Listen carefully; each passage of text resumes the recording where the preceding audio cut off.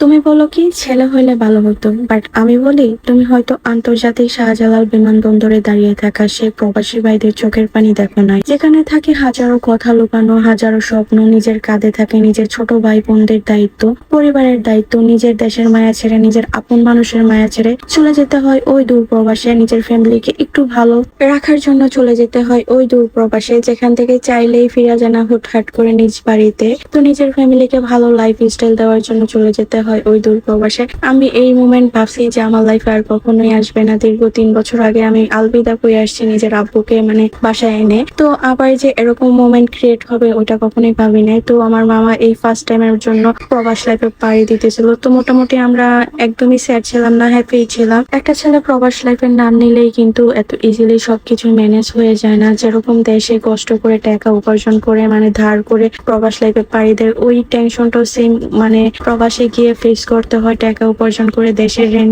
যাদের থেকে করছে ওগুলো শোধ করতে হয়। তো এখানে এই তো আমরা এখন গাড়িতে উঠে গেছিলাম, আর আমরা বলতে গেলে অনেকজনই গিয়েছিলাম মামাকে সি অফ করার জন্য।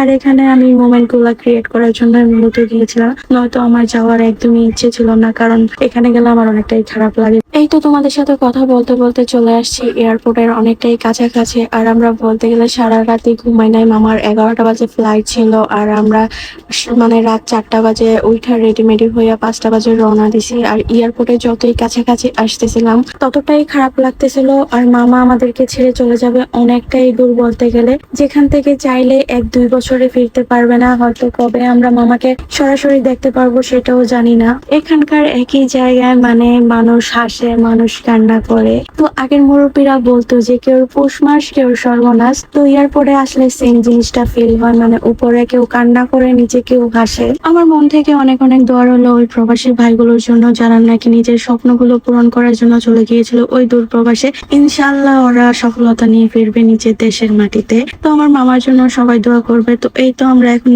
গাড়ি থেকে নেমে মামাকে লাইনে দাঁড়ায় করে দিছিলাম। তো মামার গেটটা ছিল মূলত 3 নাম্বার গেট। তো অনেক অনেক রাশ ছিল ওই দিনকার এয়ারপোর্টে, আর অনেকটাই গ্যাদারিং ছিল। ওই দিন 3 নাম্বার গেটের কোন জানি মেশিন নষ্ট হয়ে গেছে। তো আমার মামা 2-1 জন পরে ঢুকে যাবে এয়ারপোর্টে, তো বলতেছিল আপনারা দয়া করে 3 নাম্বার ছেড়ে 4 নাম্বার 5 নাম্বার গেটে চলে যান। তো আমার দেখা মতে ওই দিন অনেক অনেক প্রবাসী ভাই কষ্ট করছে। ওই দিন প্রায় বলতে গেলে অনেক রোদ ছিল বলতে গেলে। তার জন্য আমরা ওইখান থেকে আইসা মানে পার্কিং লটে দাঁড়াইছিলাম। যে পর্যন্ত নাকি মামার বোর্ডিং পাস না হয়েছে আমরা এখানেই ছিলাম। যখন নাকি শুনছি যে মামা বোর্ডিং পাস করে ফেলছে তখন আমরা মানে এয়ারপোর্ট থেকে বের হয়ে যেতেছিলাম। তো আমার কথা হলো একটা, যারা নাকি দেশের জন্য এত রেমিটেন্স পাঠায় তাদের কেন এয়ারপোর্টের সুযোগ সুবিধা নাই? তো প্রবাসী ভাইরা চাইলে এই ভিডিওতে অনেক অনেক ভালোবাসা দেখাইতে পারো, শেয়ার দিতে পারো। তো আজকের ভিডিওটা এই পর্যন্তই। সবাই ভালো থাকবে, আল্লাহ হাফেজ, বাই বাই।